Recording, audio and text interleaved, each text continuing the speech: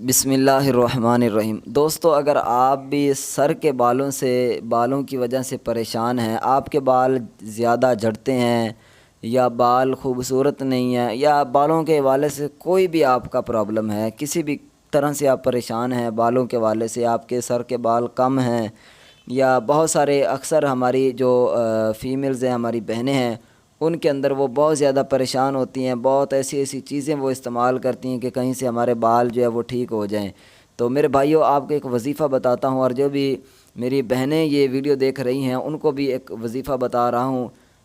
کوئی بھی وظیفہ گھر میں کرے گا، انشاءاللہ اللہ کے فضل و کرم سے آپ کے بال ایسے خوبصورت ہوں گے کہ آپ حیران ہو جاؤ گے۔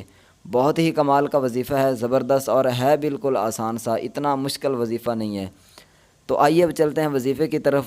کون سا وظیفہ ہے کہ جس سے ہم اپنے بالوں کو جو ہے وہ خوبصورت بنا سکیں؟ تو آپ نے کیا کرنا ہے، اول آخر درود شریف پڑھ لیں، پھر اس کے بعد آپ نے وضو کر کے، ٹھیک ہے، باوضو یہ وظیفہ پڑھنا ہے، یہ یاد رکھیں۔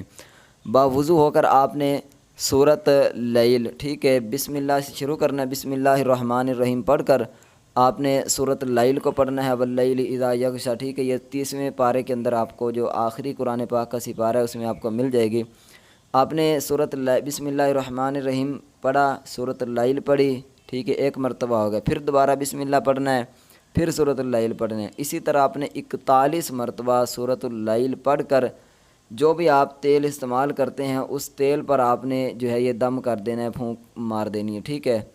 تو اب آپ نے اس تیل کو استعمال کرنا ہے، ٹھیک ہے۔ اگر وہ تیل کم ہو جائے اس میں اور ملا لیں، ٹھیک ہے۔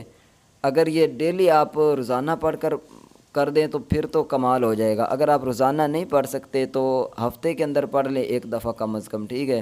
ہفتے کے اندر ایک دفعہ پڑھ کے ہفتہ وہ تیل استعمال کریں، ہفتے بعد پھر دوبارہ اسی طرح یہ وظیفہ پڑھیں۔ میں کہتا ہوں کہ انشاءاللہ 1-2 ہفتے آپ اس کو استعمال کیجیے گا، اللہ کے فضل و کرم سے آپ کے یہ جو وظیفہ ہے، قرآنی وظیفہ ہے، قرآن پاک کی برکت سے انشاءاللہ آپ کے بال بالکل جو ہے وہ خوبصورت ہو جائیں گی۔ کوئی بھی بیماری ہوگی بالوں کی وجہ سے تو انشاءاللہ وہ بالکل جو ہے وہ ختم ہو جائے گی۔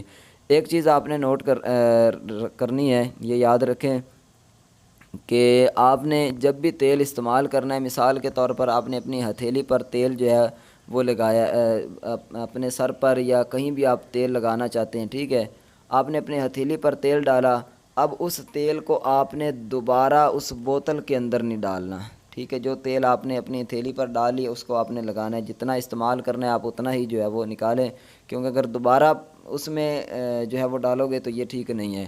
تو یہ چیز آپ نے نوٹ کرنی ہے۔